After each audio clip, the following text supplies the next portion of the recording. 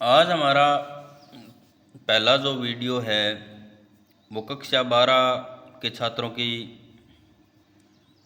फरमाइश पर बनाया जा रहा है, इतिहास में से, जिसके अंदर इतिहास के भाग प्रथम में 25 नंबर का पेपर आएगा। ईंट, मनके तथा अस्थियाँ, यह पाठ है जो 6 नंबर का है। दूसरा पाठ भी 6 नंबर का है, तीसरा पाठ भी 6 नंबर का है और चौथा पाठ भाग प्रथम का कक्षा 12 में 7 नंबर का है। तो कुल 25 नंबर का है, जिसमें से प्रथम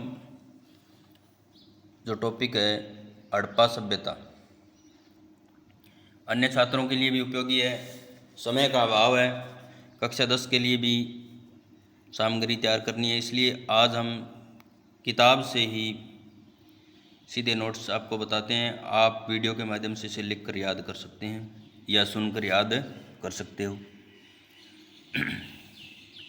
तो इसमें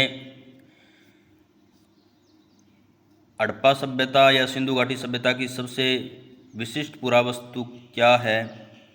हड़प्पाई मोहर, जो सेलखड़ी नामक पत्थर से बनाई गई है। आगे इसके अंदर जैसे हड़प्पाई स्थल मन के निर्माण के लिए प्रसिद्ध था चूंदड़ो में मन के निर्माण का कार्य किया जाता था। इसके बाद है भारतीय पुरातत्व एवं संरक्षण विभाग के डायरेक्टर जनरल 1944 में किसे बनाया गया? I.M. व्हीलर को। आद्य शिव मोहर कौन से स्थल से प्राप्त हुई है? मोहनजोदड़ो से। और कौन से स्थान से बाजरे के दाने के अवशेष प्राप्त हुए हैं? गुजरात से। धोलावीरा में R.S. बिष्ट के नेतृत्व में उत्खनन कार्य शुरू हुआ और हड़प्पा सभ्यता के जो भवन थे वो पक्की ईंटों से बने हुए होते थे। और सबसे महत्वपूर्ण बात यह कि सिंधु घाटी सभ्यता में सड़कों का निर्माण ग्रिड पद्धति से किया जाता था। कालीबंगा में अलग अलग फसल उगाने के अवशेष प्राप्त हुए हैं। इसके अलावा कालीबंगा में विश्व के सबसे पुराना साक्ष्य मिला है जूते हुए खेतों का, वो भी बहुत इम्पोर्टेंट है। विश्व में जूते हुए खेतों के अवशेष कहाँ मिले हैं?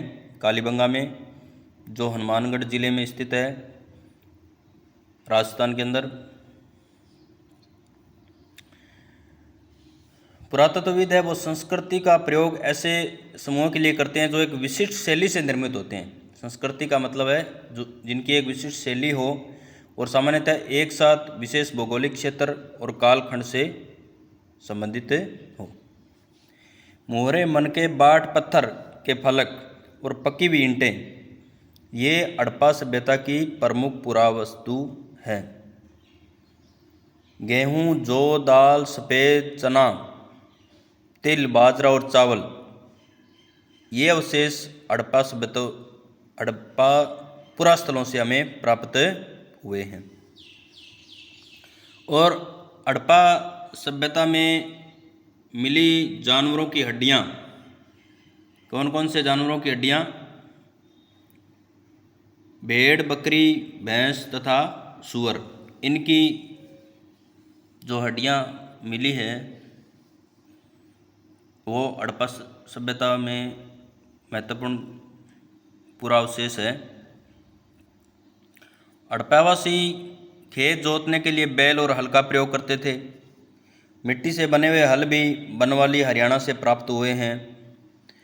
और लकड़ी के हत्थों में बैठाए गए पत्थर के फलक और धातु के औजार से हड़प्पावासी जो फसल कटाई करने के लिए औजार प्रयुक्त करते थे। अफगानिस्तान में सोर्तगोई में नहरों के अवशेष मिले हैं। गुजरात में धोलावीरा में जलाशय के अवशेष मिले। और अवतल चक्कियाँ पीसने का एकमात्र साधन थी उस समय।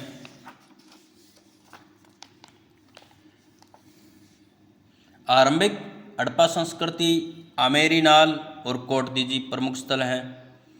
हड़प्पा और मोहनजोदड़ो जो 2 विकसित हड़प्पा के स्थल हैं जिनका विस्तृत वर्णन यहाँ पर किया गया है। जॉन मार्शल द्वारा सिंधु घाटी सभ्यता की खोज की गई थी 1924 में, और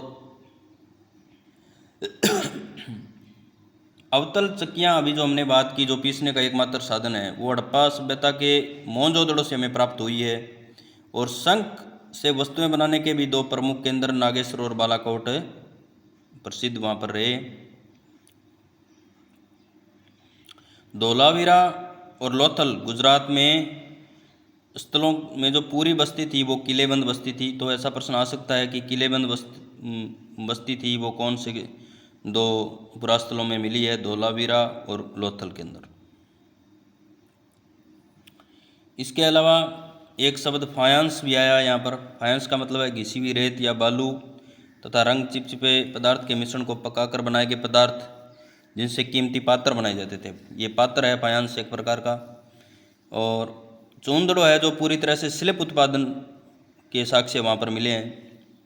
और मनकों में छेद करने के उपकरण चूंदड़ो, लोथल और धोलावीरा में हमें मिले। अफगानिस्तान में सोर्तगुई के निकट लाजवर्द मणि अच्छा स्रोत था, लाजवर्द मणि का, अफगानिस्तान के सोर्तगुई।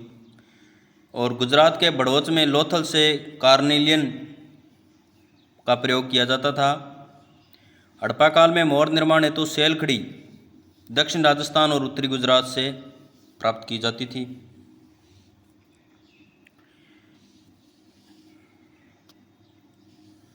इसके अलावा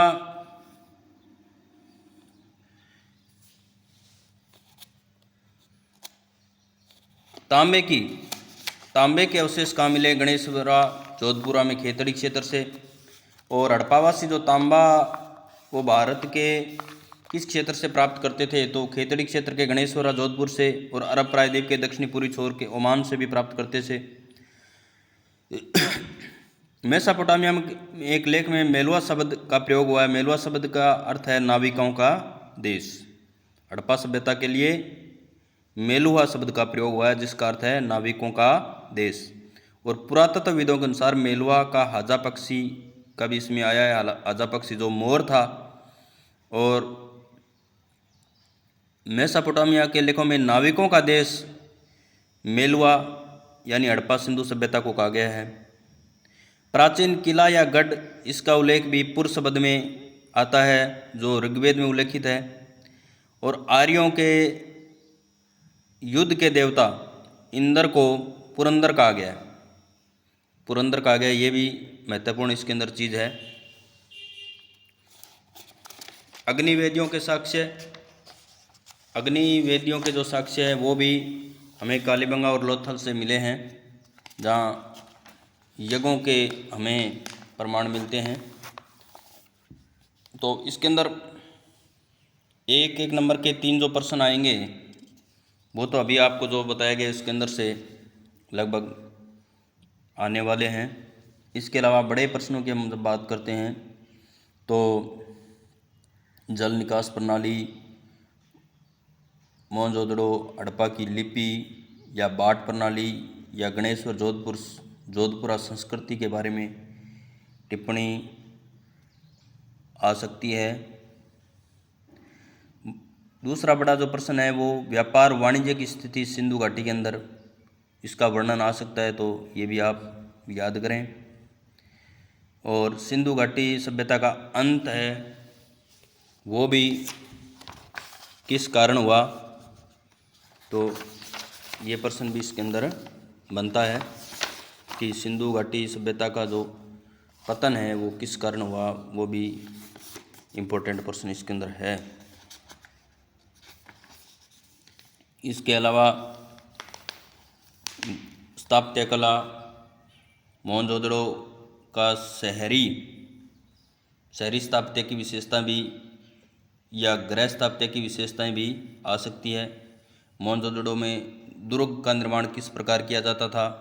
और सबसे अंतिम जो प्रश्न है वो है विशाल स्नानागार, इसको अच्छी तरह से पढ़ लें, ये भी बहुत ही महत्वपूर्ण चीज़ इस सभ्यता के अंदर है जो विशाल स्नानागार हमें मिला है वो आयताकार जलाशय है, उसके बारे में उसमें सीढ़ियाँ भी बनी हुई है और अनुष्ठिक स्नान के लिए शायद इसका प्रयोग किया जाता था। तो हमारा प्रथम जो पाठ है आज पूर्ण हो चुका है और द्वितीय के लिए अगला वीडियो देखते रहें और इसे अच्छी तरह अध्ययन करें। धन्यवाद।